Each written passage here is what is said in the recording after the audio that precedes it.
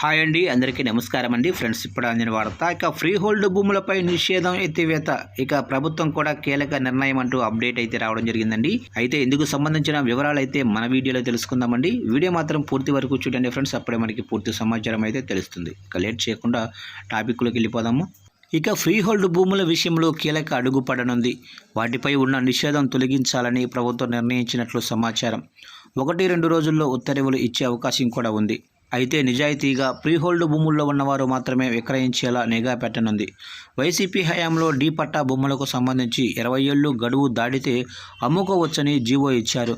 దీంతో వెంటనే కోట్లాది రూపాయల భూములు చేతులు మారిపోయాయి. కూటమి ప్రభుత్వం అధికారంలోకి వచ్చిన తర్వాత ఆ వివాదాస్పద జీవోపై సమీక్షించింది. 20 సంవత్సరాలు పూర్తి కానివి సైతం ఫ్రీ హోల్డ్లో చూపి భారీగా అవకతవకలు జరిపినట్లు, పోరంబోకు భూములను కూడా వాటిలో చూపించి విక్రయించినట్లు గుర్తించారు. దీంతో ఆ విక్రయాలపై నిషేధం విధించారు. కేబినెట్ సబ్ కమిటీని ఏర్పాటు చేశారు.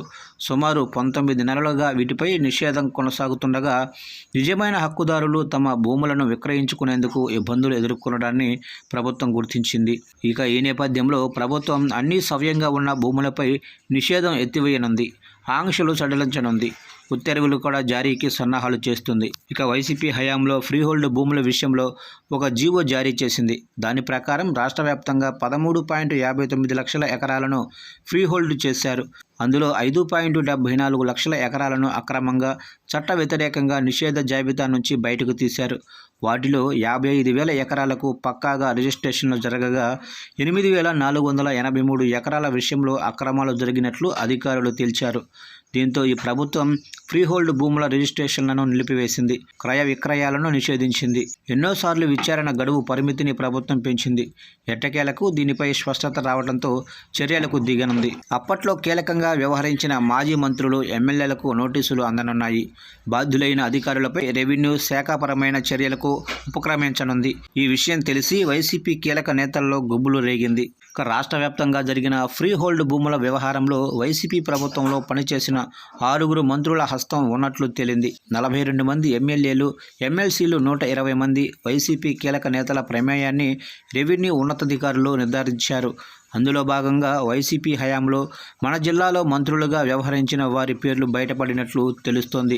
1-2 ఎమ్మెల్యేలు సైతం అప్పట్లో భూముల వ్యవహారంలో తలదూర్చినట్లు ఆరోపణలైతే ఉన్నాయి. 22 మంది డిప్యూటీ కలెక్టర్ల ప్రమేయం కూడా ఉందని తేలగా మన జిల్లాకు సంబంధించి ఇప్పటికే 2 అధికారులకు ప్రభుత్వం నోటీసులు ఇచ్చింది.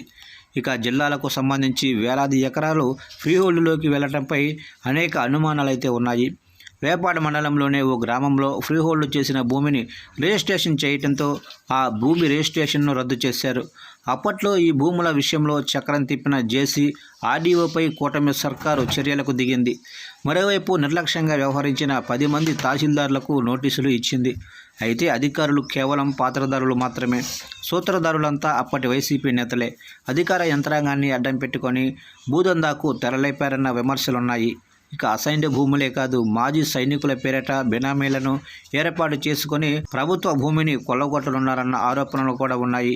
దీంతో వారందరిపై కూడా కఠిన చర్యలకు దిగే అవకాశాలు కనిపిస్తున్నాయి. ఇక ప్రధానంగా జిల్లాలో భోగాపురం, ఎస్కోట, కొత్తవలస, గణపతి నగరం ప్రాంతాల్లో పెద్ద ఎత్తున అసైన్డ్ భూముల రిజిస్ట్రేషన్లు జరిగినట్లు రెవెన్యూ అధికారులు గుర్తించారు. వాస్తవానికి వీటిపై సీరియస్గా దృష్టి పెట్టాలని తహసీల్దార్లకు ప్రభుత్వం స్పష్టమైన ఆదేశాలు జారీ చేసింది. కానీ అప్పట్లో వైసీపీ నేతలతో ఉన్న అనుబంధం, పరిచయాల దృష్ట్యా తహసీల్దారులు పెద్దగా దృష్టి పెట్టలేదు. దీంతో ప్రభుత్వం సీరియస్ అయ్యింది. 10 మంది తహసీల్దార్లకు నోటీసులు అందించింది. ఫ్రీ హోల్డ్లోకి వచ్చిన భూములు, రిజిస్ట్రేషన్లపై లోతైన దర్యాప్తు చేపట్టింది.